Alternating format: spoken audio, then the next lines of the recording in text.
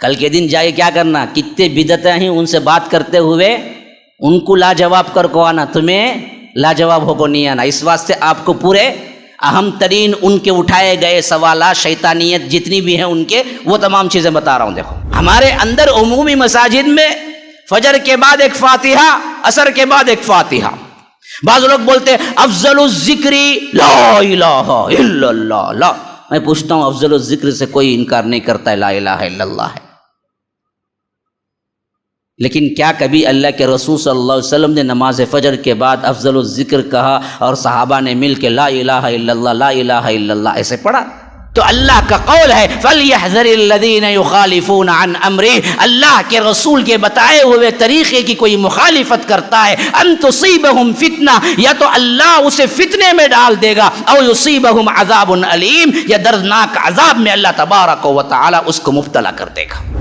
جب دین میں نئی چیز ایجاد کر لی جائے تو بدعت ہے، تو انہیں بولتا تب تمہیں قرآن پڑھتے نہ مصحف، ایسا تھا کہ اللہ کے رسول کے زمانے میں یہ بدعت نہیں کی؟ کہاں ہمارے ذہنوں کو کیا کیا جاتا، خراب کیا جاتا، یاد رکھو۔ اللہ کے رسول صلی اللہ علیہ وسلم تو اپنی دور میں صرف 3 دن ہی نماز تراویح پڑھے، تمہیں پورے 30 دن پڑھتے نا، وہ کہاں سے پڑھتے سو؟ وہ بدعت نہیں کی۔ اب ہمارے بھائی پریشان ہو نا جی، برابر اتنا یہ دین میں نہ آیا ہے، پھر یہ بھی بدعت ہوگی نا، اس واسطے بولتے سو بدعت حسنہ بدعت سیئہ بول کو ہے۔ اچھی بدعت سب کر سکتے ہیں جی، چادراں چڑھا سکتے ہیں، درگاہوں کو جا سکتے ہیں، بوندیلے کو کھا سکتے ہیں، وہاں زبان دال کو چاٹ سکتے ہیں، یہ سب اچھے چیزاں جی، برے نہیں کرنا بولے سو۔ صحیح کیا یہ بات؟ کیا بھائی صحیح غلط؟ صحیح غلط کیسے جی غلط؟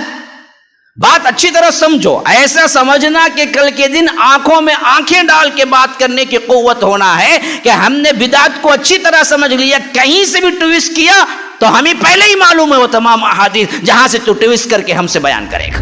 خانقاہی دین چاہتے ہو، پوری زندگی غاروں میں گزار لو لیکن رب کی نظر میں قبول نہیں۔ دہریت چاہتے ہو، جو چاہے کرو، پوری انسانیت کا بیڑا اٹھا لو لیکن قبول نہیں۔ صوفیت کا دین چاہتے ہو، جتنی چاہے تپسیائیں کرو، جتنا چاہے مالے ڈال کر کے تسبیحات کرو، رب کے پاس قابل قبول نہیں۔ اماموں کا دین چاہتے ہو، رب کے پاس قابل قبول نہیں۔ جو چاہے تم اپنے امام کے لیے بنا دو، معصوم عن الخطا بھی بنا دو، لیکن رب کے پاس نہیں چلتا۔ دین ایک ہے، وہ اسلام ہے، اس کے اندر نہ کوئی زیادتی نہ کوئی کمی ہوگی۔ MSLI TV، رہنمائی بدلتی دنیا کے لیے۔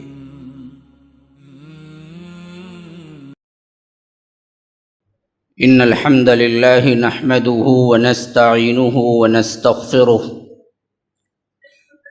ونؤمن به ونتوکل علیہ ونعوذ باللہ من شرور انفسنا ومن سیئات اعمالنا، من يهده الله فلا مضل له ومن يضلل فلا هادي له، وأشهد أن لا إله إلا الله وحده لا شريك له، وأشهد أن محمدًا عبده ورسوله، أما بعد، فإن خير الحديث كتاب الله، وخير الهدي هدي محمد صلى الله عليه وسلم،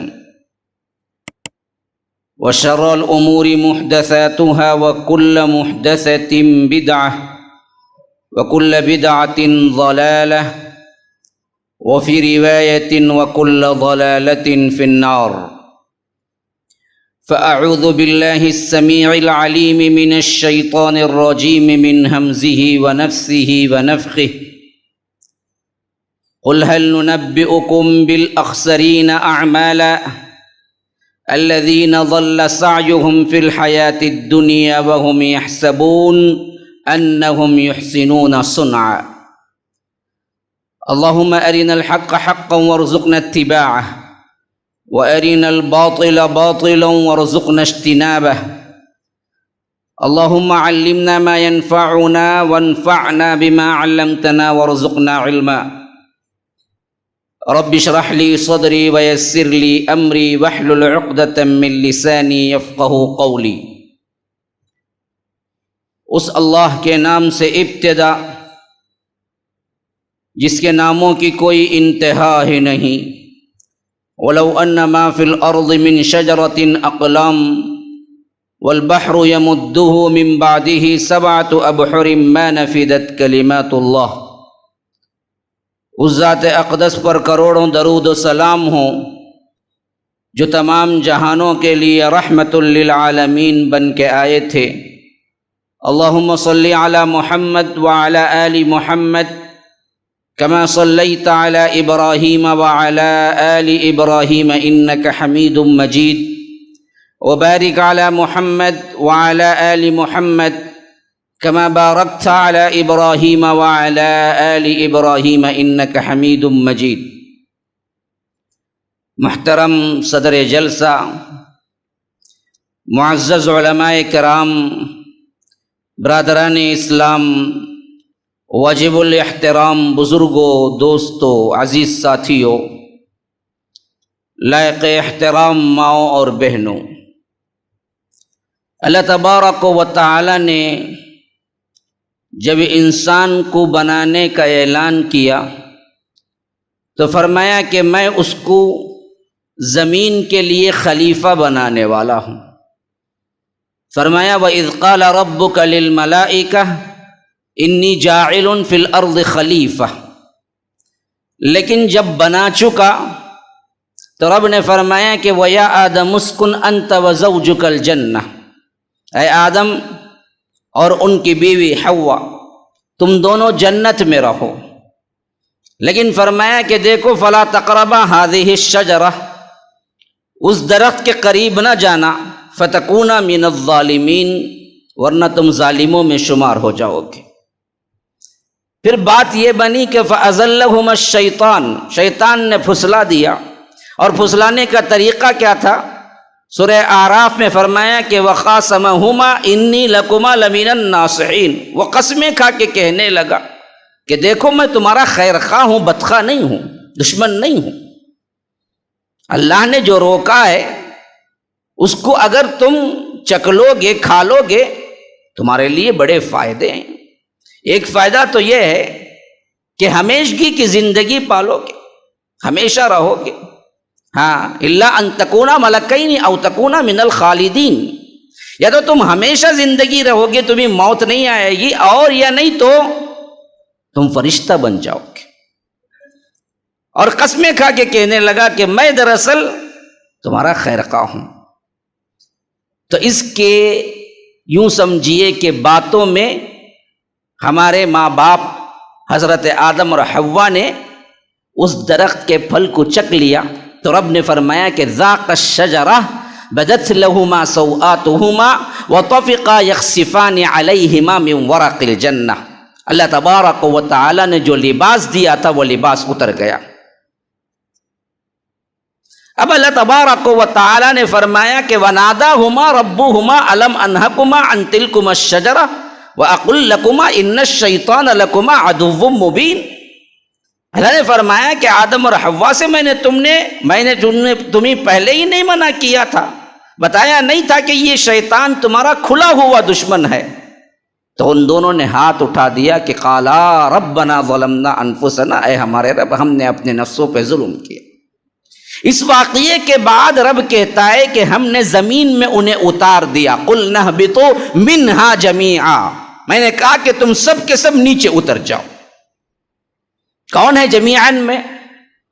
آدم اور حوا بھی ہیں، شیطان بھی ہے، اسی واسطے جمع کا صیغہ لایا اور فرمایا کہ اب اصول زندگی کیا ہوگا؟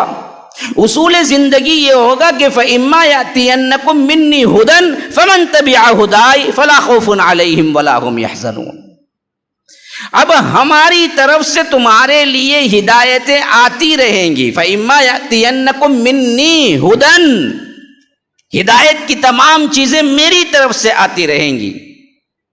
فَمَن تَبِعَ هُدَايَ، جو کوئی ان ہدایتوں کی پیروی کرے گا، فلا خوف علیہم ولا هم یحزنون، اس کے لیے نہ کوئی خوف کا موقع ہوگا، اس کے لیے رنج کا موقع۔ یہاں تو کیا ہے بقرہ میں لا خوف علیہم ولا هم یحزنون فرمایا، یہی واقعہ سورہ طٰہٰ میں ریپیٹ ہوا تو وہاں فرمایا کہ فَإِمَّا يَأْتِيَنَّكُم مِّنِّي هُدًى فَمَن تَبِعَ هُدَايَ فَلَا يَضِلُّ وَلَا يَشْقَىٰ، وہ بدبخت بھی نہیں ہوگا، وہ گمراہ بھی نہیں ہوگا۔ چار باتوں کی ضمانت۔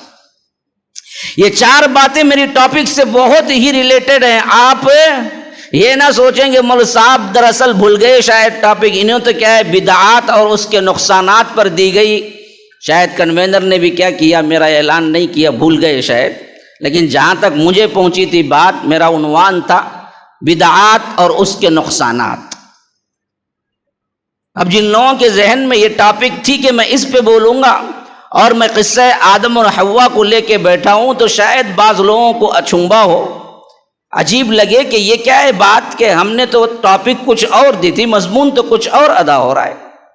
نہیں، میں اپنے ٹاپک پہ بالکل برابر آ رہا ہوں۔ ہاں، میں نے تمہید باندھی ہے کہ اس ٹاپک کو سننے کے لیے ذہناً تیار ہیں یا نہیں ہیں۔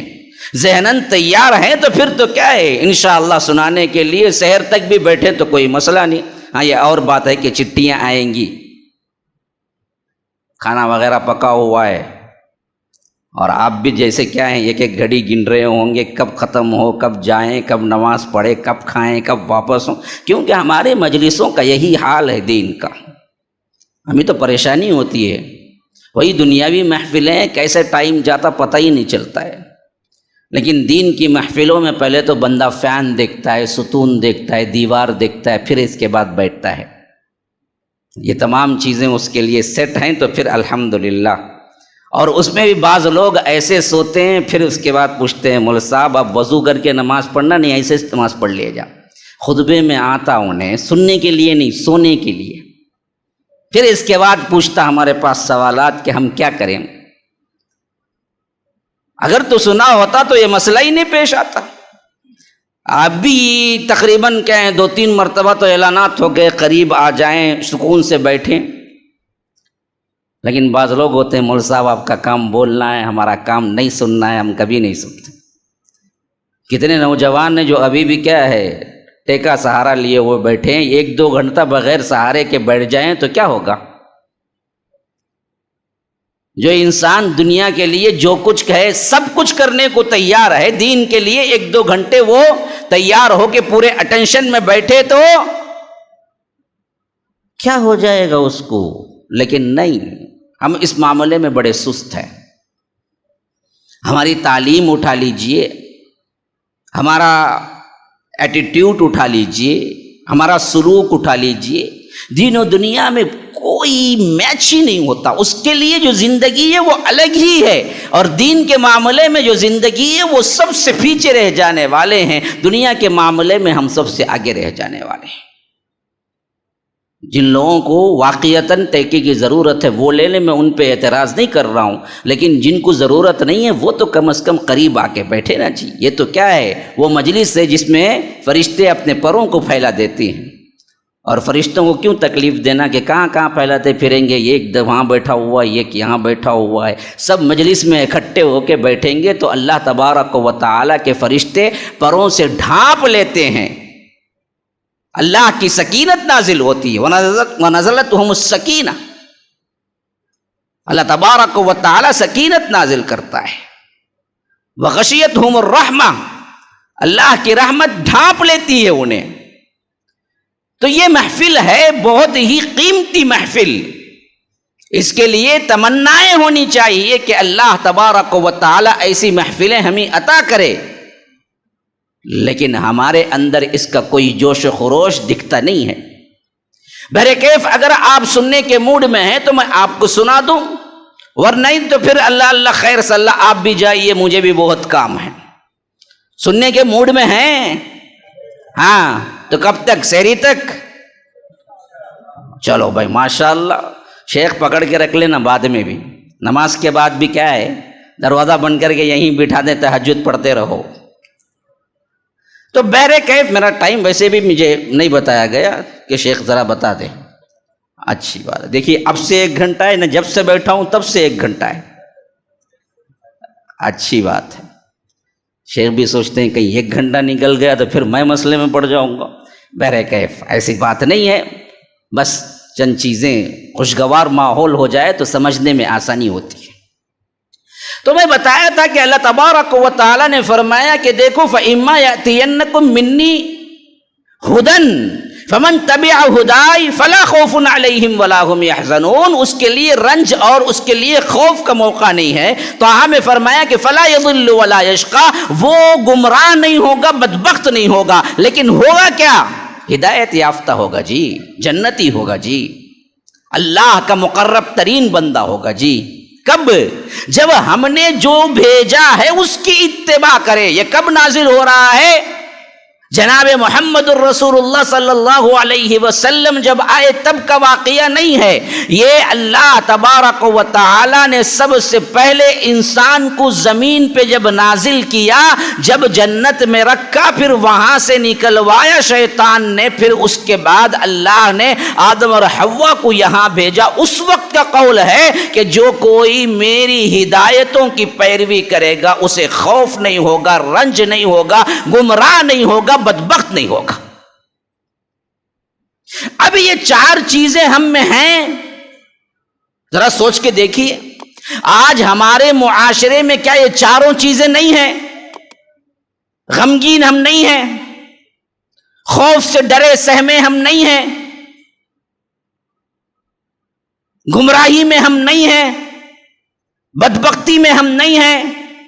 یہ 4 کنڈیشن جو اللہ رب العالمین نے اعلان کیا کہ اترتے وقت ہی حضرت آدم علیہ السلام کے لیے کہ اب میری ہدایتوں کی جو بھی پیروی کرے گا یہ 4 نہیں ہوں گے، لیکن یہ 4 میں ہم مبتلا ہیں، پھر تو ہم نے ہدایتوں کی پیروی نہیں کی.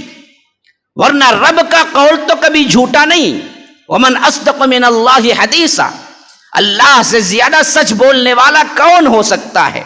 اللہ کے ساتھ کذب اور اللہ کے ساتھ جھوٹی بات ہونے کی ہم دراصل حاشیے دماغ میں بھی نہیں لا سکتے ہیں.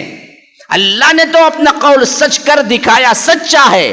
ہم اس کی اتباع، ان ہدایتوں کی اتباع کرنے میں مخلص نہیں ہیں. ایرے غیرے نتو خیرے سب کی باتیں ہم نے دین بنا لی، تو پھر رب العالمین نے وہ 4 شرائط ہم سے اٹھا لیا.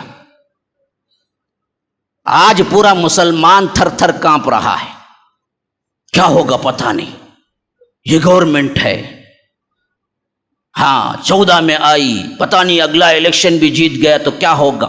ہمارے وجود کے لیے بھی ہم پریشان ہیں کہ جگہ ملے گی یا نہیں ہندوستان میں. اسی لیے میں ہمیشہ کہا کرتا ہوں کہ اگر ہم ابھی بھی سوچ بچار سے کام نہ لیں گے تو یاد رکھیے ہماری داستان تک بھی نہ ہوگی داستانوں میں. اندلس آپ کے لیے بہت بڑا نمونہ ہے، جہاں پر 800 سال سے زیادہ مسلمانوں کی حکومت تھی، لیکن وہاں پر مسجدیں آج کلب اور شراب خانے اور استبل کی جگہیں بنا دی گئی ہیں. یہاں پر بھی تقریباً 800-900 سال مغلوں نے حکومت کی ہے. غم نہیں ہے ہمیں. ہر آدمی کو پوچھو کیا تو پریشان ہے یا خوشحال ہے، بولے گا پریشان ہوں. معاش کی پریشانی، معاشی لحاظ سے اللہ تعالیٰ نے اسے استحکام دیا ہے، دولت دی ہے تو گھر کی پریشانی، گھر اچھا ملا ہے تو بیوی کی پریشانی، بیوی اچھی ملی ہے تو اولاد کی پریشانی، اولاد اچھی ملی ہے تو پھر کیا ہے، اپنے معاملات لوگوں کے ساتھ رہنے والوں کی پریشانی کہ انہوں نے جادو کر دیا، انہوں نے فلاں کر دیا، ان سے ایسے ہو گیا. غم تو ہر گھر کا حصہ ہے. آج غم بھی ہے، خوف بھی ہے، بدبختی بھی ہے، اور اسی طرح بالکل ہم گمراہی کے دہانے پر بھی ہیں. میرے بھائیوں سوچو یہ کیوں ہوا؟ اللہ تبارک و تعالیٰ کا ایک وعدہ تھا، اگر ہم اس وعدے پر پورے اترتے تو یہ 4 چیزیں اس کے لیے نہیں تھی، لیکن ہم نے اس وعدے پہ پورا نہیں اترے. وہ تھا خالص دین کی پیروی کر لینا کہ فَإِمَّا يَأْتِيَنَّكُم مِّنِّي هُدًى فَمَن تَبِعَ هُدَايَ، جو نازل ہوا اس کی پیروی کر لو، بس مسئلہ ختم. اس سے زیادہ نہ سوچو. ہاں اتبعوا ما انزل الیکم من ربکم ولا تتبعوا من دونه اولیاء. دیکھو اللہ تبارک و تعالی نے جو کچھ نازل کیا ہے اس کی اتباع کرو، اس کے علاوہ کسی ولی کی اتباع نہ کرو۔ عجیب لگتا ہے نا، ولیوں کے لیے آج ہمارے عقائد بدلے۔ جب یہ آیت اترتی اس وقت کوئی ولی کا تصور تو نہیں تھا، بتوں کا تھا، لیکن اللہ نے لفظ ولی لا کے ثابت کر دیا کہ یہ رب العالمین کا کلام ہے، قیامت تک کے بگڑے ہوئے انسانوں کے لیے ہدایت ہے۔ لفظ یہ ایسا لایا کہ اس وقت بھی فٹ ہو گیا، آج بھی فٹ ہو گیا۔ ولیوں کی پوجا پاٹ میں، بدعت و خرافات میں، ان کے لیے عرس اور ان کے لیے چادریں چڑھانے میں، ان کے لیے بدعات اور ان کے لیے عود بتی لے جانے میں تمہاری کوئی بھلائی نہیں ہے۔ خالص اللہ نے جو نازل کیا ہے اسی کی اتباع کرو۔ یہی تھا سب سے پہلا آرڈر جو انسان اس دنیا میں آیا، اور اسی کی تبلیغ اور اسی کی اللہ رب العالمین نے بقا کے لیے کروڑوں انبیاء کرام کو اس کے بعد بھیجا۔ یہ نسل انسانی چلتی رہی، جب بھی بگاڑ آیا اللہ تبارک و تعالی نے کسی پیغمبر کو بھیجا اصلاح کرنے کے لیے۔ اس میں سب سے پہلی اصلاح شرک، اور اس کے بعد اصلاح خالص دین، الا للہ الدین الخالص، دین خالص میں کسی کو شریک نہ کرو، دین سارا کا سارا اللہ تبارک و تعالی کا ہے۔ یہاں تک کہ آتے آتے آتے آتے نبی آخر الزمان جناب محمد الرسول اللہ صلی اللہ علیہ وسلم کو مبعوث فرمایا، اور ان کی زندگی مبارکہ کا وہ پورا تسلسل دیکھتے جائیں، جو نبوت 1 سے لے کر 23 تک چلتی ہے، مکی زندگی کے 13 سال، مدنی زندگی کے 10 سال، اور مدنی زندگی میں خاص طور پر اسلامی مملکت کا اسٹیبلیشن ہونے کے بعد آپ دیکھتے جائیں ایک ایک حرکت جو کہ اللہ کے رسول صلی اللہ علیہ وسلم کے ہمارے لیے نمونہ، اسوہ اور سنت قرار دیا گیا، کس طرح آگے بڑھی، یہاں تک کہ حجۃ الوداع پیش آیا۔ 10 ہجری ذی الحج کا مہینہ، حج کے ایام، عرفے کا دن، جمعہ کا دن، اللہ کے رسول صلی اللہ علیہ وسلم اونٹنی پہ سوار، یہ سب سے بڑا گفٹ اور سب سے بہترین آیت نازل ہو گئی سورہ مائدہ کی 3، فرمایا کہ الیوم اکملت لکم دینکم واتممت علیکم نعمتی ورضیت لکم الاسلام دینا۔ الیوم فرمایا کہ آج میں نے اکملت لکم دینکم، تمہارے دین کو مکمل کر دیا، واتممت علیکم، اور میں نے تم پر تمام کر دی، کیا؟ نعمتی، میری نعمت کو، ورضیت لکم، اور میں تم سے راضی ہو گیا، الاسلام دینا، اسلام کو دین، یعنی دین کا مطلب کیا ہے؟ قانون کی حیثیت سے میں نے قبول کیا۔ اب اس شریعت میں نہ ایک سرمو انحراف ہو سکتا ہے، نہ کوئی زیادتی ہو سکتی ہے، نہ کمی۔ ہم نے اس دین کو مکمل کر دیا، اور یہ دین میری سب سے بڑی نعمت تھی، میں نے اپنی نعمت تم پہ تمام کر دی۔ اب اس کے بعد شمع برابر کوئی زیادتی قبول نہیں کی جائے گی، کوئی کمی قبول نہیں کی جائے گی۔ تمام شریعتیں منسوخ، شریعت موسوی ہیں منسوخ، اس سے پہلے کے شرائع ہیں سب منسوخ۔ کل جعلنا شرعۃ ومنہاجا، ہر ایک امت کے لیے ایک ایک شریعت تھی، سب منسوخ۔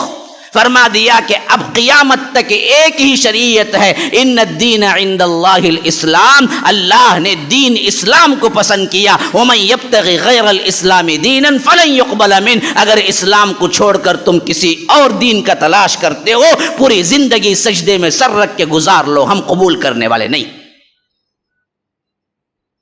ہمارے پاس نہیں چلے گا۔ خانقاہی دین چاہتے ہو، پوری زندگی غاروں میں گزار لو، لیکن رب کی نظر میں قبول نہیں۔ دہریت چاہتے ہو، جو چاہے کرو، پوری انسانیت کا بیڑا اٹھا لو، لیکن قبول نہیں۔ صوفیت کا دین چاہتے ہو، جتنی چاہے تپسیائیں کرو، جتنا چاہے مالے ڈال کر کے تسبیحات کرو، رب کے پاس قابل قبول نہیں۔ اماموں کا دین چاہتے ہو، رب کے پاس قابل قبول نہیں، جو چاہے تم اپنے امام کے لیے بنا دو، معصوم عن الخطا بھی بنا دو، لیکن رب کے پاس نہیں چلتا۔ دین ایک ہے، وہ اسلام ہے، اس کے اندر نہ کوئی زیادتی نہ کوئی کمی ہوگی۔ اسے مہر لگا دی گئی جناب محمد الرسول اللہ صلی اللہ علیہ وسلم کی مہر۔ اللہ کے رسول صلی اللہ علیہ وسلم نے جو بتا دیا۔ اللہ کے رسول صلی اللہ علیہ وسلم کوئی ایسے خیر کو نہیں چھوڑا جو خیر ہونا بتایا ہو۔ اللہ کے رسول صلی اللہ علیہ وسلم نے کوئی ایسے شر کو نہیں چھوڑا جو شر ہو، برا ہو اور اللہ کے رسول نے بتایا ہو۔ کامل و اکمل و اتم اس دین کو چھوڑا، اس کے اندر نہ کوئی نئی چیز کی ایجاد نہ اس کی کوئی گنجائش، حتیٰ کہ اللہ کے رسول صلی اللہ علیہ وسلم نے اس بات کی وضاحت کے لیے ہر خطبے میں یہ الفاظ کہا کرتے تھے جو میں نے ابھی کہے۔ ہاں، ایاکم ومحدثات الامور، لوگوں نئی نئی بدعات سے، نئی نئی چیزوں سے بچتے رہو۔ ہاں، ہر نئی چیز گمراہی ہے۔ کل بدعۃ ضلالہ وکل ضلالۃ فی النار، ہر نئی چیز گمراہی اور ہر گمراہی جہنم کی آگ کی طرف لے جانے والی ہے، خواہ تمہارے اعتبار سے کتنی خوبصورت ترین کیوں نہ ہو جائے، اللہ کے ہاں قابل قبول نہیں۔ تو معلوم ہوا اس شریعت کو کامل و اکمل و اتم بنا کے بھیجنے کے بعد اب دراصل کوئی نئی چیز اللہ کے ہاں قابل قبول نہیں، خواہ وہ تمہارے لیے عبادات کی شکل کے ہوں، معاملات کی شکل کے ہوں۔ رب راضی نہیں ہے، راضی اللہ تبارک و تعالی تبھی ہے جب جناب محمد الرسول اللہ صلی اللہ علیہ وسلم کی اطاعت میں۔ ایک موٹی سی مثال، نماز فجر 2 رکعت، ظہر 4 رکعت، عصر 4 رکعت، مغرب 3، عشاء 4۔ اب کوئی بندہ کہتا ہے عجیب بات ہے جی، صبح میں تکلیف ہے ہم کو اٹھنے میں نیند سے، اور کبھی کبھی ٹھنڈ کے موسم میں اور پریشانی، پھر میں اٹھوں، تیاری کروں، وضو کروں، پھر میں آؤں اتنی دور سے مسجد کے لیے، لیکن حکم ہے صرف 2 رکعت۔ نہیں جی، یہ تو میری سمجھ میں نہیں آ رہا ہے۔ میں ایسا کرتا ہوں کہ نماز فجر کو میں 4 رکعت پڑھتا ہوں۔ اتنی مشقت کے بعد نیند چھوڑا میں نے، ٹھنڈ میں اٹھ کے آیا، فاصلہ طے کیا۔ ویسے ظہر بالکل شام، یا یوں سمجھیے کہ روشن دن کے وقت انسان سب باہر ہی ہوتے ہیں، ان میں پڑھنے میں کوئی تکلیف نہیں ہے۔ جب اس میں 4 ہے تو فجر میں بھی 4 کیوں نہیں؟ وہ آ کے کہے اور 4 نماز پڑھ لے، 4 رکعت، قبول ہوگی؟ کیوں جی، کیا غلطی کی اس نے؟ اچھا ہی تو کیا۔ ہاں، جو 2 فاتحہ زائد پڑھے، 2 قیام زائد کیے، 2 رکوع زائد کیے، 4 سجدے زائد کیے، تسبیحات زائد کیے، سب کچھ زائد ہی تو کیا، اور کیا بھی سب نیکی کے کام۔ کون سی برائی کی؟ کون سا تھیٹر کو گیا؟ کون سا گانا گایا؟ کون سا غلط کام کیا؟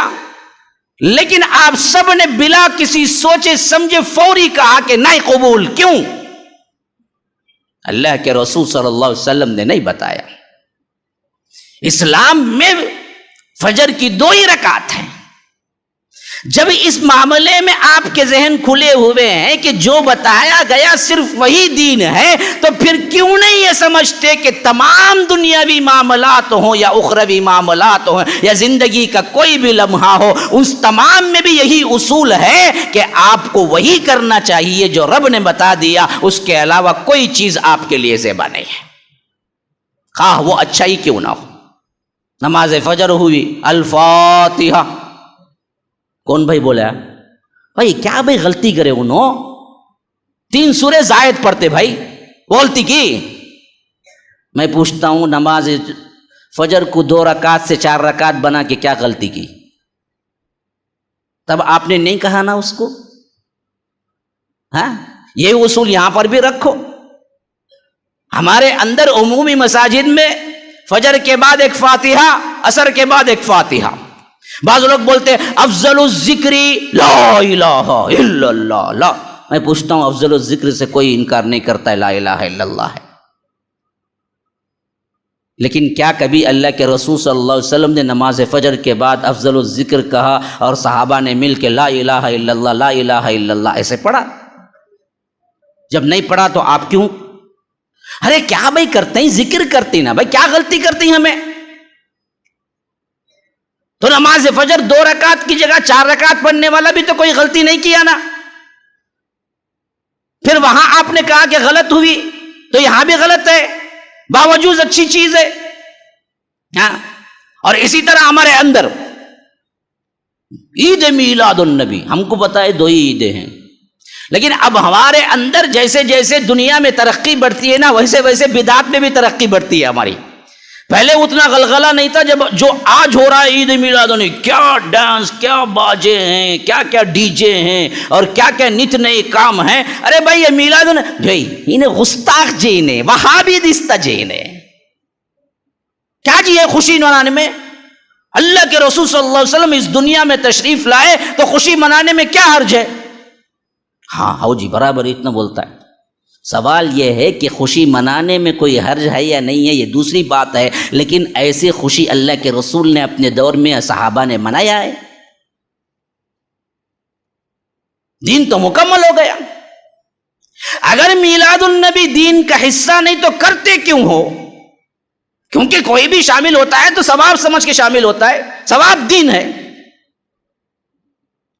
اگر یہ دنیا ہے تو پھر تو کرتے کیوں، دین کا نام کیوں دیتے ہو؟ اگر یہ دین ہے اور رسول کو پتہ نہیں تھا تو پھر تو تم نے سب سے بڑا تہمت لگا دیا کہ اللہ کے رسول کو شریعت معلوم نہیں تھی. مکمل ہونے کے باوجود بھی اللہ کے رسول صلی اللہ علیہ وسلم کو معلوم نہیں تھا کہ اپنی میلاد منانا. بعد میں جا کے 400-500 سال بعد امتیوں کو معلوم ہوا، ارے میلاد تو چھوڑ گئے، اب ہم منائیں گے.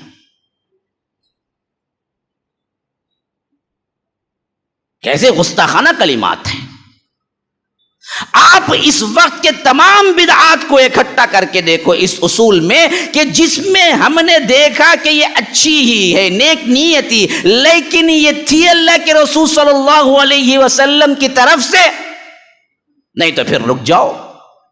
ما آتاکم الرسول فخذوہ وما نہاکم عنہ فانتہوا واتقوا اللہ ان اللہ شدید العقاب. سورہ حشر میں فرمایا رسول تمہیں جو کچھ بھی دیں وہ لے لو، جس سے روکے رک جاؤ، اگر نہیں اللہ سے ڈرو، بڑا زبردست پکڑنے والا ہے. ہاں، یا ایھا الذین آمنوا اطیعوا اللہ واطیعوا الرسول ولا تبطلوا اعمالکم، سورہ محمد صلی اللہ علیہ وسلم.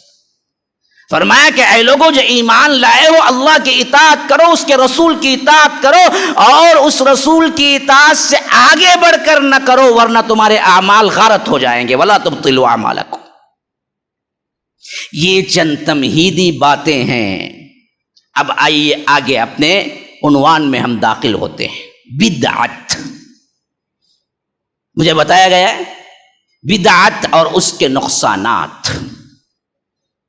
میں آپ کو بتاتا ہوں کہ پہلے بدعت کا معنی کیا ہے، اس لفظ کو سمجھنا کیسے، شرعاً ہم کیسے سمجھے، اصطلاحاً ہم کیسے، اور لغتاً ہم کیسے سمجھے.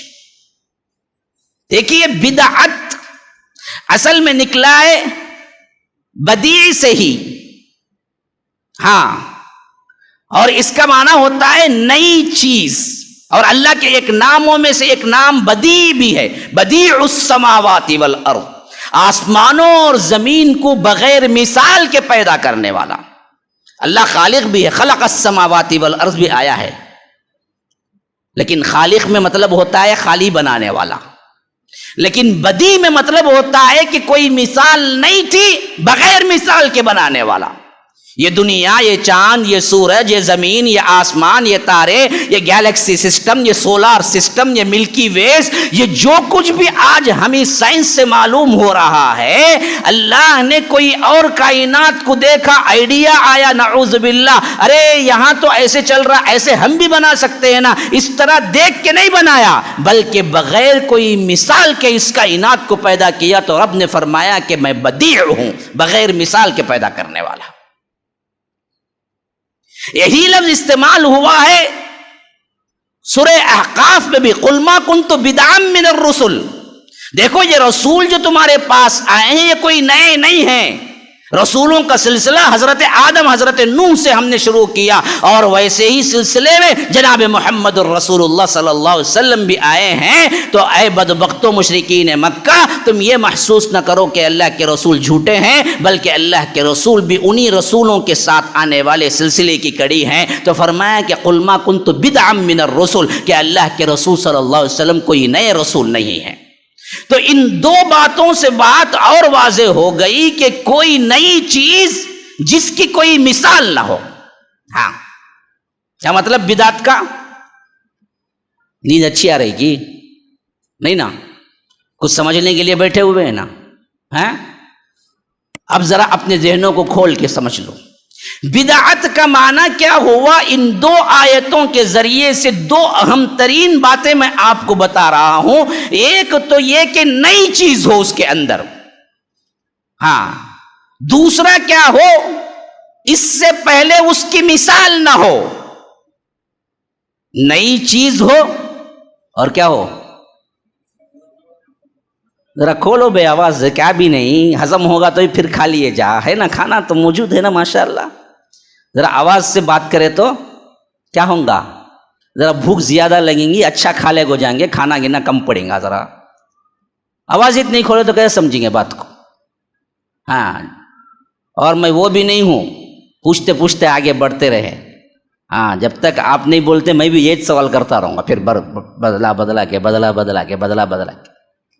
جب جواب دیں گے تو پھر آگے بڑھوں۔ بدعت میں دو چیزیں سب سے اہم ہیں، ایک نیا پن، ایک کیا ہو؟ ہاں، جس کی مثال نہ ہو، ایگزامپل نہ ہو۔ سمجھے؟ نہیں سمجھے؟ کل آ کے سمجھ لیتے، سو کے اٹھ کے آ کے۔ بدعت کے اندر لغوی اعتبار سے ہی، ڈکشنری میننگ میں ہی کیا کیا باتیں آتی ہیں؟ ایک نیا پن ہو اس کے اندر، دوسرا کیا ہے؟ ہاں اب بھائی ذرا اب کھلے۔ ہاں، کھانے میں بہت کھلتے ہیں ہمیں ماشاءاللہ، بیٹھتے ہی ان کو ڈالو گا تو کیا مطلب مجھے ڈالو گا؟ تھے انہیں اپنے کو ڈالو بولتا نہیں کبھی بھی، بیٹھا سب بازو والے کو کیا بولتے ہیں؟ ان کو ڈالو، کیا مطلب مجھے ڈالو پہلے، میں بیٹھا ہوں نا بھوکا۔ انہیں سمجھ جاتا ہوں، ان سے بھی ڈالتا پھر، اب ان کو بھی ڈال، کوئی مسئلہ نہیں، لیکن میں اپنے آپ کو نہیں بولا۔ تو ذرا دین میں بھی کھل کے آؤ میرے دوستو، جب تک آپ میرا ساتھ نہیں دیں گے میں مضمون کو ادا نہیں کر سکتا۔ جب آپ ساتھ دینے لگیں گے تو پھر مجھے بڑی آسانی ہوگی کہ بات کس حد تک سمجھ رہے ہیں۔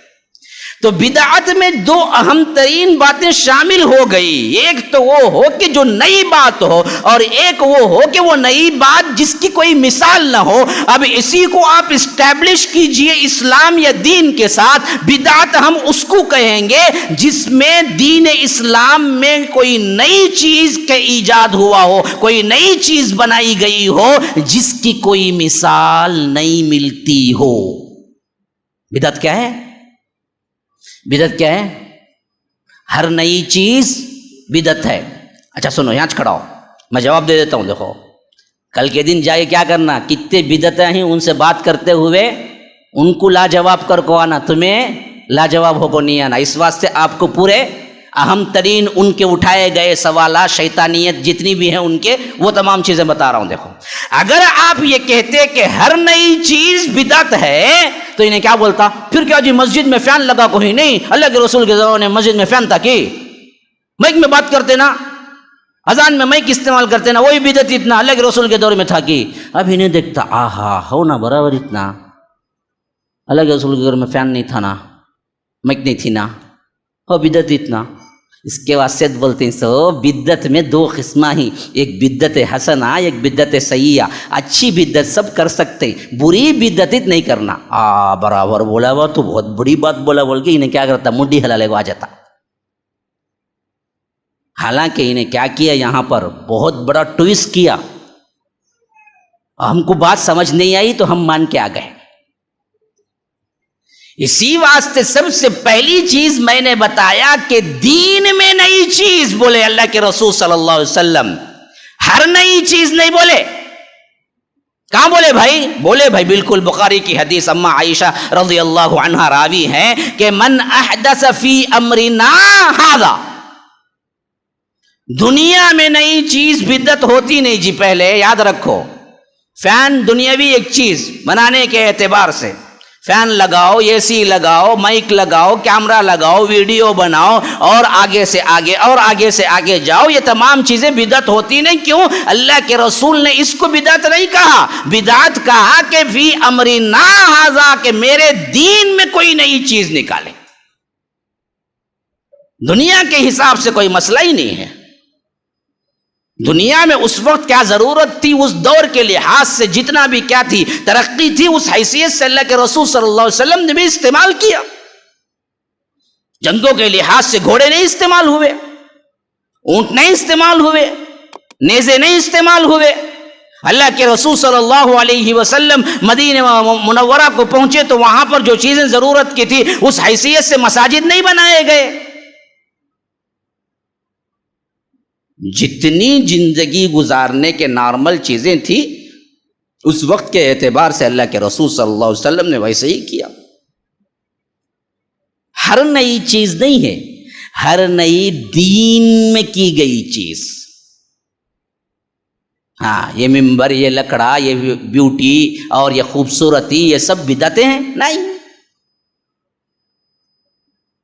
یہ سب چیزیں دنیاوی حیثیت سے حاصل ہوئی ہیں، دنیا میں ترقی کرنے کا نام بدعت نہیں ہے۔ تو نہ فین بدعت ہے، نہ چیئر بدعت ہے، نہ مائک بدعت ہے۔ بدعت کیا ہے؟ دین میں۔ اچھا بھائی، اب ابھی دوسرا تھوڑا اب ذہن کو کھولیں گے تو بات سمجھ آئے گی۔ اب ذرا کیا ہیں نکات، گہری باتیں بتا رہا ہوں۔ دین میں کوئی چیز نئی ایجاد کر لی جائے، اللہ کے رسول صلی اللہ علیہ وسلم نے فرمایا فی امرنا ھذا ما لیس من، میری طرف سے وہ نہیں ہو فہی رد، وہ مردود ہے۔ اچھا، جب دین میں نئی چیز ایجاد کر لی جائے تو بدعت ہے، تو انہیں بولتا تب تمہیں قرآن پڑھتے نہ مصحف ایسا تھا کہ اللہ کے رسول کے زمانے میں یہ بدعت نہیں کی؟ کہاں ہمارے ذہنوں کو کیا کیا جاتا، خراب کیا جاتا۔ یاد رکھو، اللہ کے رسول صلی اللہ علیہ وسلم تو اپنی دور میں صرف 3 دن ہی نماز تراویح پڑھے، تمہیں پورے 30 دن پڑھتے نا، وہ کہاں سے پڑھتے سو؟ وہ بدعت نہیں کی۔ اب ہمارے بھائی پریشان ہو نا جی، برابر اتنا یہ دین میں نہ آیا ہے، پھر یہ بھی بدعت ہوگی نا۔ اس واسطے بولتے سو بدعت حسنہ بدعت سیئہ بول کو ہے۔ اچھی بدعت سب کر سکتے ہیں جی، چادراں چڑھا سکتے ہیں، درگاہوں کو جا سکتے ہیں، بندیلے کو کھا سکتے ہیں، وہاں زبان دال کو چاٹ سکتے ہیں، یہ سب اچھے چیزاں جی، برے نہیں کرنا بولے سو۔ صحیح کیا یہ بات؟ کیا بھائی صحیح غلط؟ صحیح غلط کیسے جی غلط؟ بات اچھی طرح سمجھو، ایسا سمجھنا کہ کل کے دن آنکھوں میں آنکھیں ڈال کے بات کرنے کی قوت ہونا ہے کہ ہم نے بدعت کو اچھی طرح سمجھ لیا، کہیں سے بھی ٹویسٹ کیا تو ہمیں پہلے ہی معلوم ہے وہ تمام احادیث جہاں سے تو ٹویسٹ کر کے ہم سے بیان کرے گا۔ ہاں، جب تک علم کی پختگی نہیں آئے گی ہمارے اندر، پھر تو ہم ہر کسی کے جھانسے میں آ جا سکتے ہیں۔ تو یاد رکھو، اسی واسطے میں نے سب سے پہلے بتایا کہ وہ چیز جس کی مثال نہ ہو پھر لا کے یہاں فٹ کرو۔ دین میں کوئی نئی چیز جس کی کوئی مثال نہ ہو، اب یہ لا کے فٹ کرو۔ بدعت کیا ہوئی تب؟ دین میں کوئی نئی چیز جس کی کوئی مثال نہ ہو اللہ کے رسول صلی اللہ علیہ وسلم کے زمانے میں، وہ بدعت ہوگی۔ ہاں جس کی مثال ہو، ترقی بعد میں ہوئی ہو، وہ بدعت نہیں ہوتی۔ کیسے؟ قرآن کا مصحف اٹھا لیجئے، اللہ کے رسول صلی اللہ علیہ وسلم کے زمانے میں لکھنے کا رواج تھا، قرآن لکھا گیا، کاتبین وحی تھے، حضرت معاویہ کاتبین وحی میں سے تھے، زید بن ثابت کاتبین وحی میں سے تھے، لکھا جاتا تھا۔ کس شکل میں لکھا جاتا تھا؟ بڑی بڑی ہڈیوں میں لکھا جاتا تھا، اسی طرح کیا ہے چھالوں میں لکھا جاتا تھا، اسی طرح کیا ہے پتھر جو سلیں ہوتی تھی، باریک باریک سلیں، ان سلوں پہ لکھا جاتا تھا۔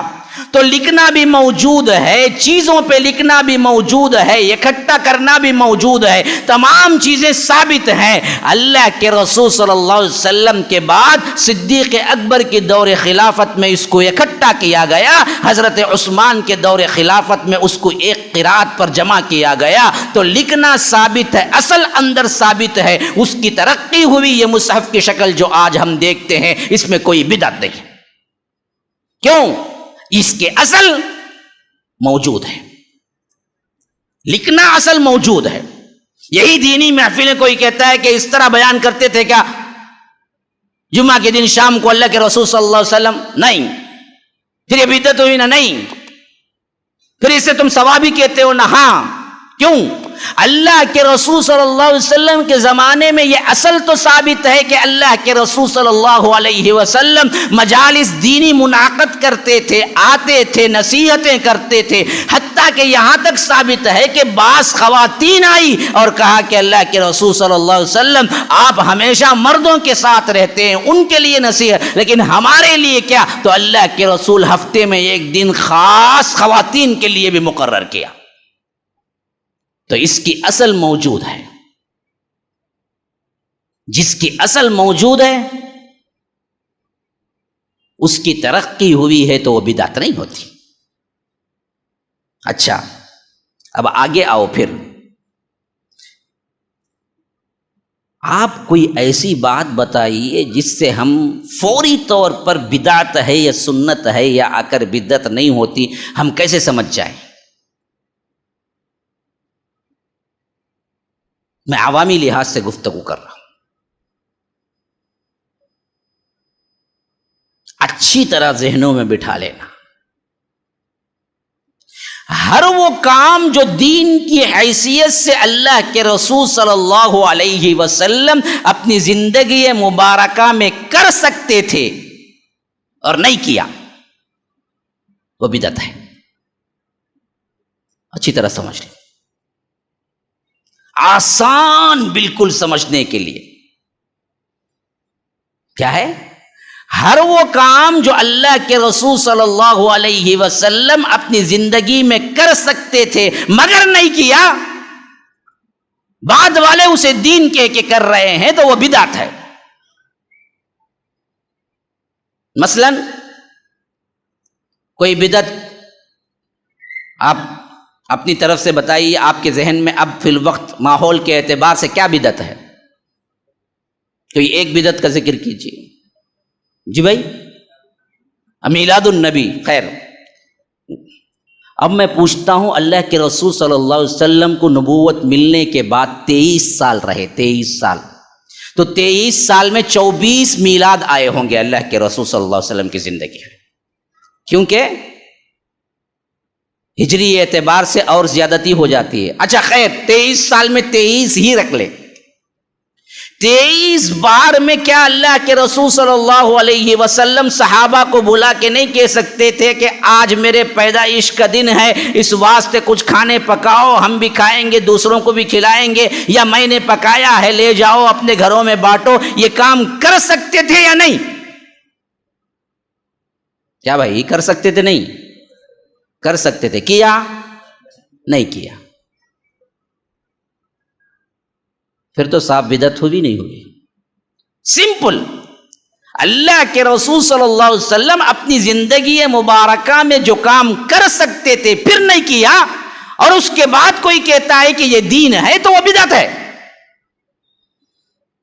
ہاں، اچھا کوئی بندہ کہتا ہے نہیں بھائی اللہ کے رسول صلی اللہ علیہ وسلم بہت شرمیلے تھے اس واسطے اپنے طور پر نہیں بولے، ورنہ تو کیا تھا، اللہ کے رسول صلی اللہ علیہ وسلم کی محبت میں بعد میں لوگ کرتے ہیں تو غلط کیا ہے؟ میں پوچھتا ہوں اچھا اللہ کے رسول صلی اللہ علیہ وسلم شرمیلے تھے لیکن صدیق اکبر تو اپنے دور خلافت میں 3 ان کو ملی ہوں گے عید میلاد، کر سکتے تھے نا، خلیفہ بن چکے تھے، علل اعلان سب کو بلا سکتے تھے کہ آج عید میلاد ہے سب آؤ، حکومت کی طرف سے کھانا فری ہے، کیونکہ تقریباً 2 سال 3 مہینے صدیق اکبر کی خلافت رہی، کبھی ہوا؟ حضرت عمر کے تو تقریباً 10 سال پورے ہوئے، 10 سال میں کبھی کسی سال بلایا اور فرمایا کہ دیکھو آج اللہ کے رسول صلی اللہ علیہ وسلم کے پیدائش کا دن ہے اور محبت کا تقاضا یہ ہے کہ مٹھائی بانٹتا ہوں، پورے سرکاری طور پر آج چھٹی ہے اور مٹھائی کھاؤ؟ بولے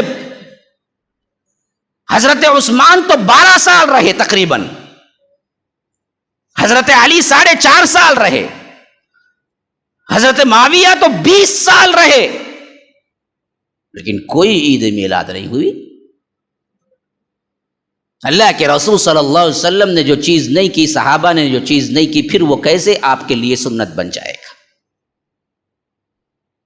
اسی طرح کیا ہے ہمارے اندر ذکر اذکار کے سلسلے کے معاملات، نمازوں کے بعد کے ذکر، اجتماعی دعائیں، امام صاحب جیسے ہی سلام پھیرتے شروع کرتے اللہم صلی علی محمد، حالانکہ دعا کی اصل چیز تو کیا ہے؟ اللہ کی حمد سے شروع کی جائے۔ میں بہت افسوس کرتا ہوں ان علماء کو، خاص کر جو علماء سو ہیں، جو نام کے ہیں، اللہ تعالیٰ حفاظت کرے، ان کو اتنا بھی پتہ نہیں کہ دعا کی شروعات اللہم سے نہیں ہوتی، دعا کی شروعات الحمدللہ سے ہوتی۔ پہلے تعریف ہے، پھر درود ہے، پھر اختتام میں پھر درود ہے، پھر تعریف ہے، درمیان میں دعا ہے، وہ قبول ہوتی ہے۔ اتنا بھی معلوم نہیں بندے کو شروع کرتا اللہم صلی علی۔ اب اللہ کے رسول صلی اللہ علیہ وسلم کیا نماز کے بعد دعا اجتماعی طور پہ کر سکتے تھے یا نہیں؟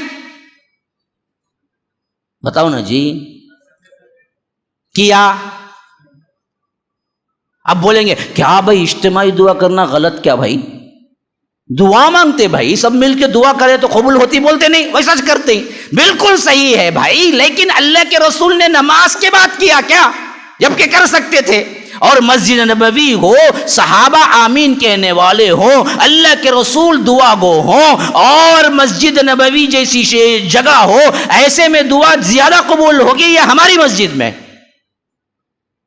بتاؤ نا کہاں زیادہ قبول ہوگی؟ ہاں مسجد نبوی میں نا جی، وہاں اللہ کے رسول ہر نماز کے بعد دعا کی نہیں کی ہے؟ اگر یہ سنت ہوتی تو اللہ کے رسول صلی اللہ علیہ وسلم کر گزرتے۔ یاد رکھو اس ایک ڈیفینیشن سے جس میں اللہ کے رسول صلی اللہ علیہ وسلم جو کام کر سکتے ہو نہ کیے ہوں، آگے چل کر کسی نے اسے ایجاد کیا، خواہ وہ نماز جیسی عبادت کیوں نہ ہو، روزہ جیسی عبادت کیوں نہ ہو، سب کی سب بدعات میں شمار ہوں گے، اور اس میں کوئی تفریق نہیں ہوگی اچھی ہے یا بری۔ اچھا یہ اچھی اور بری پہ ایک واقعہ ذہن میں اچھی طرح بٹھا لو۔ بعض لوگ جو یہ چکمہ دیتے ہیں کہ اچھا کام ہے نا بھائی اس میں کیا غلطی ہے، سوال یہ ہے کہ غلطی یہ نہیں ہے، غلطی یہ ہے کہ تم نے رسول کو ناقص قرار دیا، رسالت کو مکمل نہیں مانا، اور تم یہ کہتے ہو کہ اللہ کے رسول کو یہ چیز نہیں معلوم تھی۔ ہاں حضرت ابن مسعود کوفے کے امیر تھے، دارمی کے اندر یہ واقعہ موجود ہے، بڑا صحیح واقعہ ہے، غور سے سن لینا۔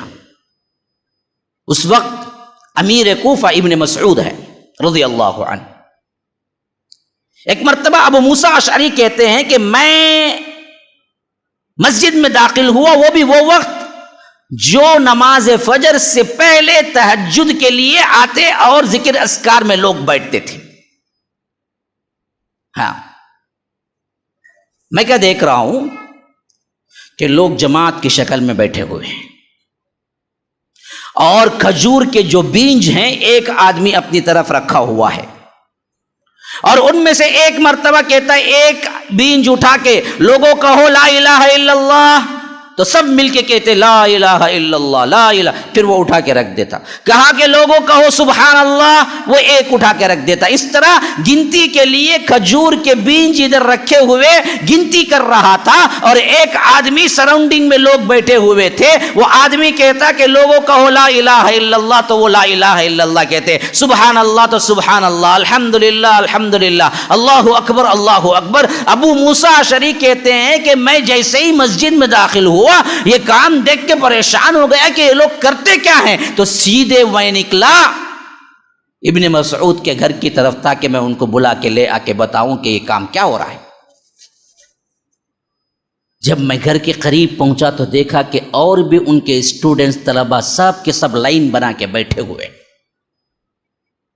ابو موسیٰ اشعری خود بہت بڑے صحابی ہیں، لیکن ابن مسعود قاری القراء ہیں، وہ صحابہ کے سراسر قرآن کے سمجھنے کے اعتبار سے اماموں کے اندر آتے ہیں. ان کی فضیلت یہ تھی کہ ابو موسیٰ اشعری کہتے ہیں کہ میں بھی ان صفوں میں بیٹھنے والوں میں میں بھی بیٹھ گیا انتظار میں، دروازہ نہیں کھٹکھٹایا کہ ان کو بلاؤ، بلکہ ان کے آرام کا خیال اس اعتبار سے کہ وہ باہر نکلے تو بات کروں گا، جیسے ان کے اسٹوڈنٹ بیٹھ کے انتظار کر رہے تھے ویسے ہی میں بھی بیٹھ گیا.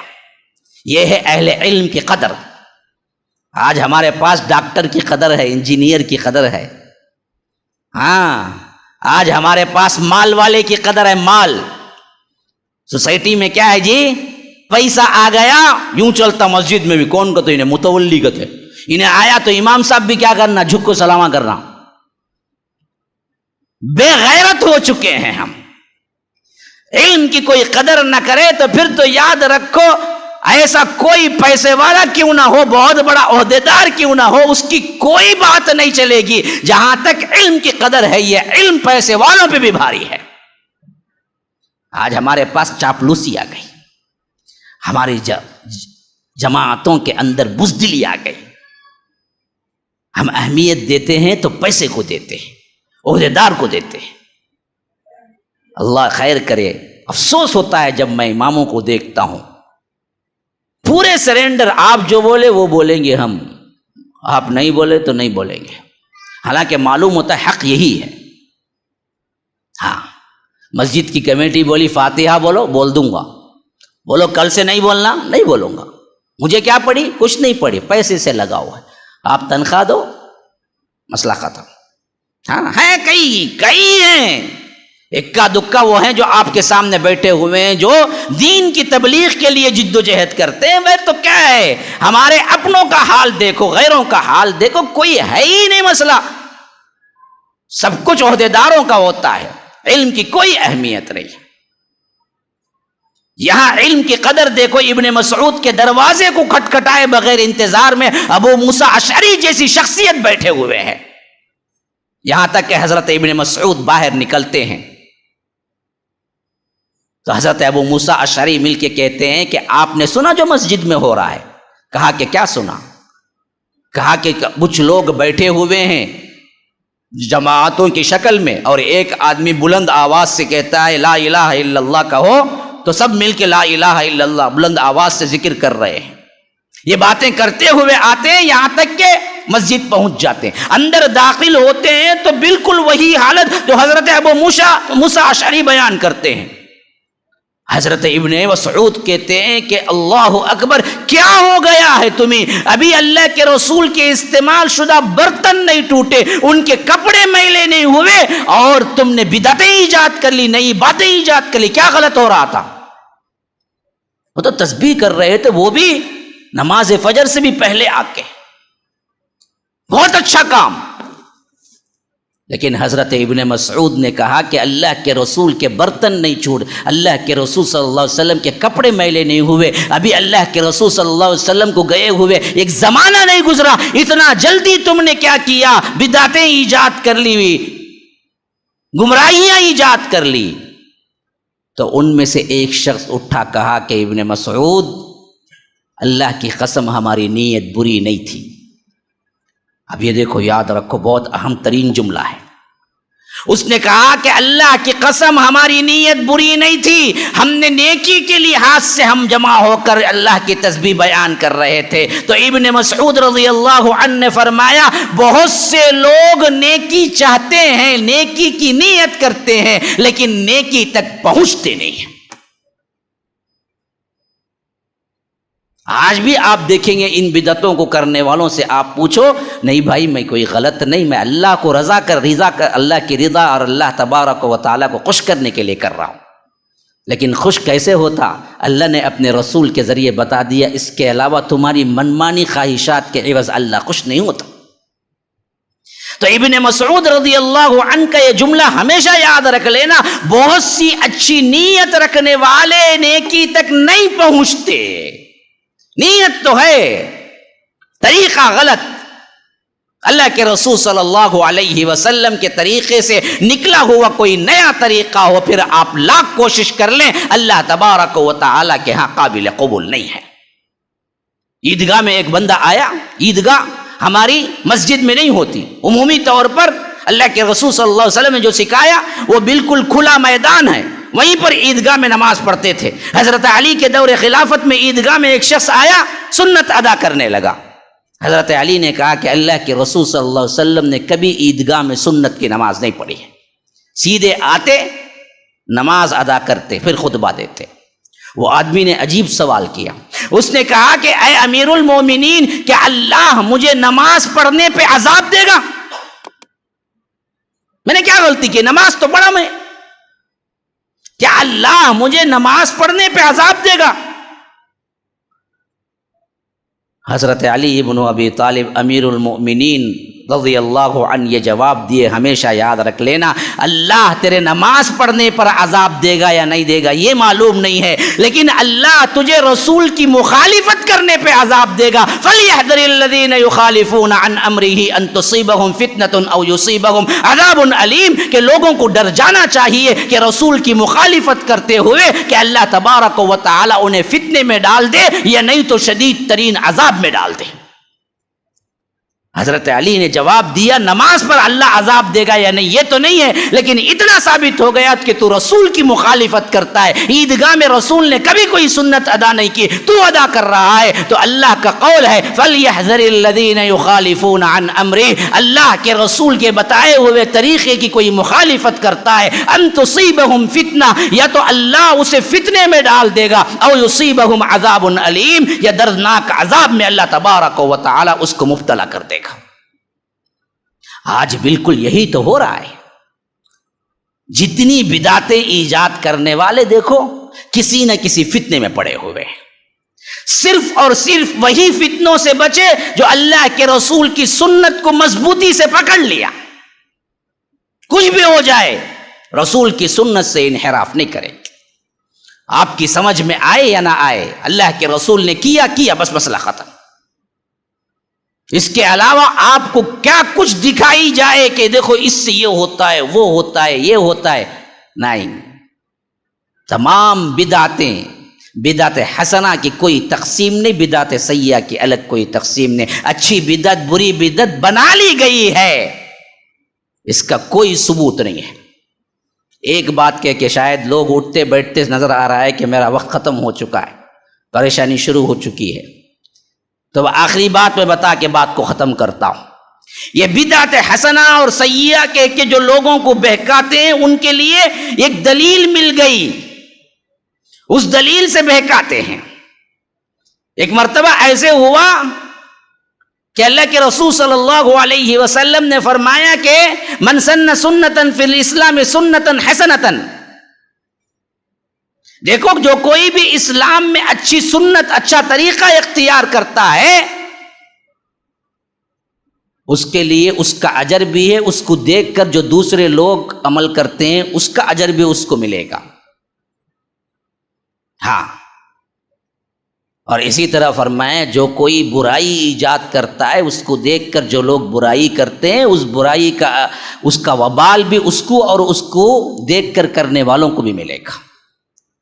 اب بعض لوگ جن کے لیے کیا ہے، یوں سمجھیے کہ بگاڑنے کے لیے کچھ نہیں ملتا تو نئی ماموں کو نکٹا ماموں بولتے، دیکھو ویسے یہ حدیث لا کے کھڑا کر کے لوگوں کو بہکاتے ہیں، دیکھو جی اس میں کیا ہے، اللہ کے رسول نے سنتن حسنہ کہا، سنتن سیئہ کہا، تو معلوم ہوا اچھی سنت بھی ہے، بری سنت بھی ہے، حدیث ثابت ہے۔ لیکن حدیث کے سمجھنے کا طریقہ وہ نہیں ہے جو صحابہ نے سمجھا، جو اللہ کے رسول صلی اللہ علیہ وسلم نے سمجھایا۔ اصل مسئلہ یہاں دین کا نہیں تھا، یہ حدیث اس وقت کی ہے جو بیک گراؤنڈ میں کیا رکھتی ہے، ایک واقعہ رکھتی ہے۔ واقعہ کیا تھا؟ ایک مرتبہ اللہ کے رسول صلی اللہ علیہ وسلم مسجد نبوی کے لیے آ رہے تھے تو راستے میں دیکھا کہ ایک قافلہ اترا ہے جو بہت غریب ہے، پہننے کے لیے صحیح کپڑا نہیں ہے، کھانے کے لیے صحیح کھانا نہیں ہے، ہر طرف سے فقیری ٹپک رہی ہے۔ اللہ کے رسول صلی اللہ علیہ وسلم کو ان کو دیکھ کے بڑا رحم آیا۔ نماز کے بعد اللہ کے رسول صلی اللہ علیہ وسلم نے انفاق پر ابھارا اور لوگوں سے کہا کہ لوگوں ان لوگوں کی مدد کرو۔ دیکھو اسلام نے یہ نہیں دیکھا کہ کون مسلمان ہے غیر مسلم ہے، مسلمان کی مدد نہیں، انسانیت کی مدد۔ وہ قافلہ کون سا تھا، کہاں سے آیا تھا، مسلم تھا، کوئی ذکر نہیں، لیکن تھا بہت غریب، بھوکا، ضرورت مند، حاجت مند۔ اللہ کے رسول صلی اللہ علیہ وسلم نے کہا کہ لوگوں اس کے لیے کچھ دو، خیرات دو۔ صحابہ کے پاس بھی کچھ نہیں تھا، ایک مرتبہ کہا گیا، دو مرتبہ کہا گیا، کوئی نہیں اٹھا۔ تیسرے مرتبہ میں ایک صحابی گئے گھر سے، ایک چھوٹی سی جو کچھ بھی پونجی ہو سکتی تھی ان کے گھر کی لے آ کے رکھ دیا۔ جب وہ صحابی لا کے رکھے تو دوسرے صحابی نے دیکھا، وہ گئے اس سے کچھ بڑی لا کے رکھا، تیسرے گئے وہ اس سے بڑی لا، اس طرح وہاں پر آ کے لوگ لا کے رکھتے گئے چیزیں، یہاں تک کہ کچھ ہی دیر میں کپڑوں کا انبار اور کھانے کا انبار کھڑا ہو گیا۔ تب اللہ کے رسول صلی اللہ علیہ وسلم نے فرمایا کہ من سن سنتن فی الاسلام سنتن حسنہ۔ دیکھو ایک بندہ جو سب سے پہلے انفاق کے لیے اٹھ کے گیا، جس کو دیکھ کر دوسرا گیا، تیسرا گیا، چوتھا گیا، پانچواں گیا، چھٹا گیا، یہاں تک کہ کپڑے اور کھانے کا انبار لگ گیا، تو جو سب سے پہلے گیا، جس کی دیکھا دیکھی دوسرے گئے، تو اس کو ان تمام کا ثواب ملے گا جو سب سے پہلے اٹھ کے گیا۔ یہ ہے اصل اس حدیث کا بیک گراؤنڈ۔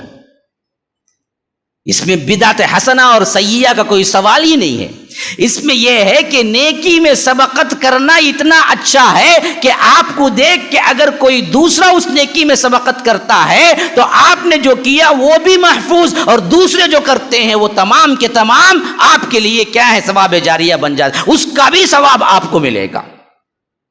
جیسے اب مثلاً کیا ہے، اعلان ہوا جمعہ میں مثال کے طور پہ بتا رہا ہوں، مسجد کے لیے جگہ خریدی گئی ہے، میں نے ان سے وعدہ بھی کیا تھا کہ میں شام میں بھی اعلان کروں گا، یہ اعلان ہی سمجھ لیجئے۔ اب میں اعلان کر رہا ہوں کہ بھائی 35 لاکھ میں خریدی گئی ہے، 5 دیے ہیں، 30 لاکھ ادا کرو۔ میں نے کہا کہ 10,000 کون دیتے ہیں جی؟ سب تکے پکے کائی کوائی کے مولوی صاحب نے اٹھائے سے توڑے 10,000 کتی نا، ہمیں 10 روپے بھی دیکھ کو دیکھ، جیب بھی اندر ہی ٹٹولتا ہونے، 10 روپے کی نوٹ کی نہیں، 5 روپے کی کائن کاستا ہی ملتی ہے، وہ ڈالیں گا۔ بعض لوگ کیا کرتے معلوم، چلتیش نہیں دو گورنمنٹ میں وہ نوٹ ڈالتے لگا کو، انہوں کیا سمجھتے اللہ کے پاس تو چلتی نہیں گی، مودی گورنمنٹ میں نہیں چلی تو کیا ہوا۔ ہاں میں خود دیکھا ہوں، کیونکہ میں بھی کیا ہے جماعتی ورک میں اس زمانے سے ہوں، تقریباً 20 سال سے۔ ایسے لوگ بھی ہوتے، پرانے 500 روپے بینڈ تھے نا، ایک مرتبہ بعد میں دیکھا تو 500 روپے آپ ہی، انہیں سوچا رہا مودی کے پاس گورنمنٹ میں بینڈ نہیں، لیکن کیا ہے اللہ کے پاس چل جائیں گے، 500 روپے دال چل جائیں گے ہمیں بول کے، انہیں کیا کرا دال کو چلے گا، ایسا بھی ہوتا ہے۔ بہرکیف میں بتا رہا تھا، یہ اعلان ہوا اور ایک بندہ اٹھ کے کہا کہ ہاں جی میں دیتا ہوں 10,000۔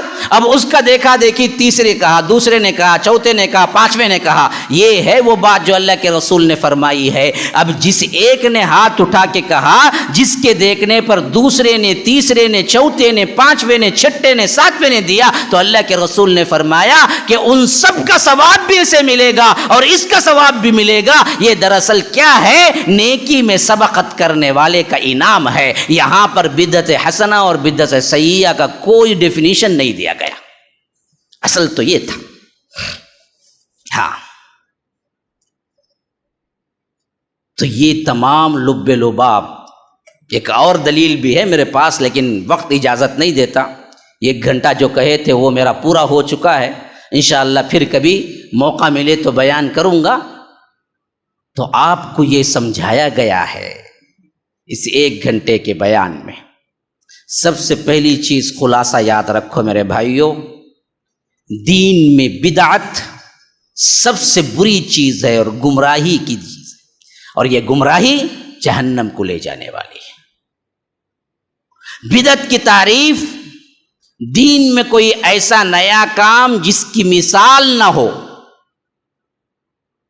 اور بدعت کو پہچاننے کا ظاہری نسخہ ہر وہ کام جو اللہ کے رسول صلی اللہ علیہ وسلم اپنی زندگی مبارکہ میں کر سکتے تھے نہیں کیے، وہ بدعت ہے۔ هذا وباللہ التوفیق، صلی اللہ وسلم علی نبینا محمد۔ اسأل اللہ لی ولکم ولسائر المسلمین من کل ذنب فاستغفروه انہ هو الغفور الرحیم۔ والسلام علیکم ورحمۃ اللہ وبرکاتہ۔ MSLI TV، رہنمائی بدلتی دنیا کے لیے۔